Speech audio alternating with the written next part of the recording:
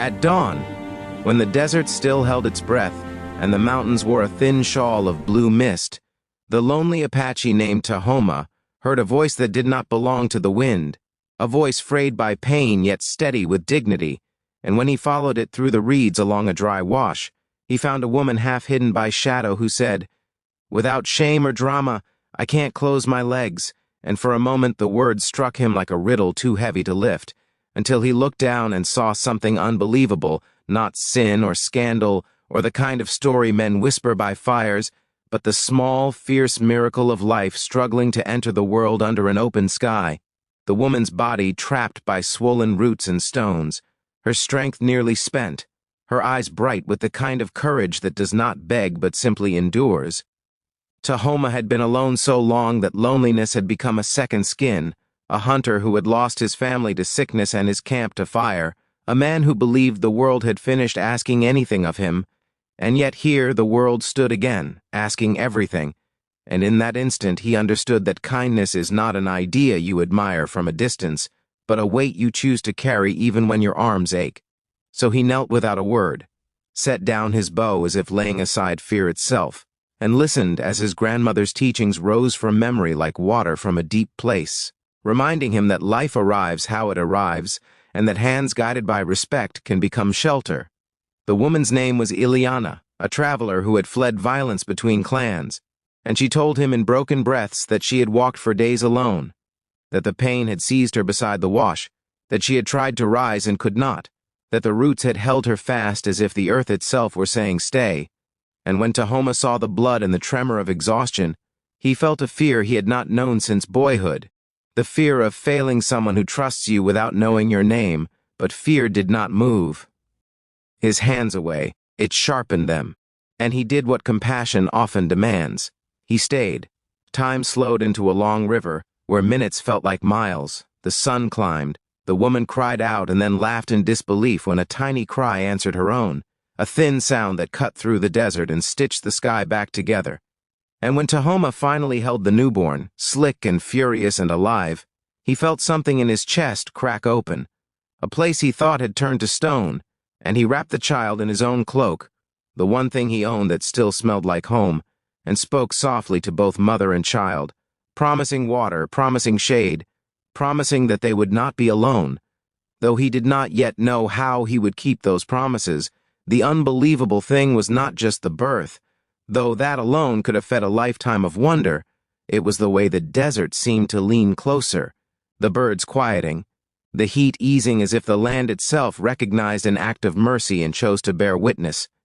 And when the worst passed and the woman's shaking slowed,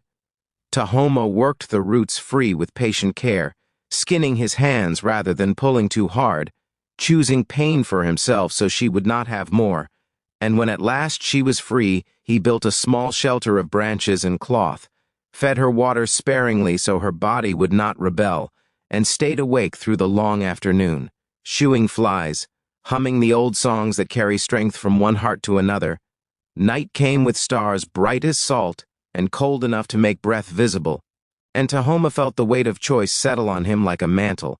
He could leave at dawn, tell himself he had done enough, return to his solitary trails, or he could do the harder thing, the thing that changes a life by refusing to walk away. And he chose again to stay, because compassion is not a single act but a chain of them, each link forged when it would be easier to stop. When Ileana slept, the baby curled against her like a question mark. Seeking its answer, Tahoma kept watch and remembered how his father once told him that courage is what love looks like when tested, and he wondered if love could grow from nothing but responsibility, if a family could begin in the space between strangers, and as dawn painted the rocks with rose, he decided that it could.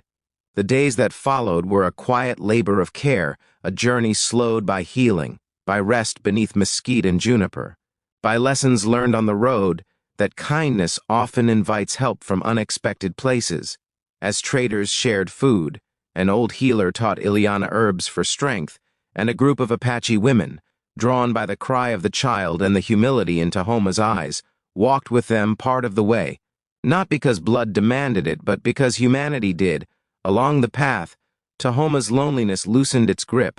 replaced by a purpose that asked him to be present, to listen, to learn the language of care, and he found that the more he gave, the less empty he felt, that generosity is not a well that runs dry, but a spring that deepens with use. The unexpected turn came not with danger, but with belonging. When they reached a small settlement that had once turned Tahoma away in his grief,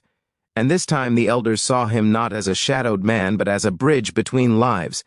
and they welcomed Ileana and the child, offering a place by the fire, offering names and stories and hands ready to help. And in that circle, Tahoma realized that compassion does not just save one person in one moment, it rearranges the future, making room where there was none. The emotional climax arrived quietly, as such things often do, when Ileana, now stronger, placed the baby in Tahoma's arms and said thank you not as a debt, but as an acknowledgement of shared humanity. And he felt the full truth of what he had chosen settle into him, not ownership, not reward, but connection. And tears came without warning, the kind that cleanse rather than wound, because he understood that the unbelievable thing he had seen that first morning was not only a birth, but a chance, offered without explanation, to become more than he had been. In time, Tahoma built a home near the wash where roots once trapped and mercy once freed, a place where travelers rested and stories were exchanged, where no one was turned away because they arrived at an inconvenient hour or with an inconvenient need. And when asked why he did it, he would say only that once he heard a voice in the desert and chose to answer, and that choice taught him everything he needed to know, the heartwarming truth that lingered, carried by the wind to anyone willing to listen, was simple and enduring, that when we meet vulnerability with respect and fear with steady hands, we do more than help a stranger survive. We help the world remember what it can be, and in choosing kindness, we discover that hope is not a distant promise, but a living thing, born again and again wherever someone decides to stay.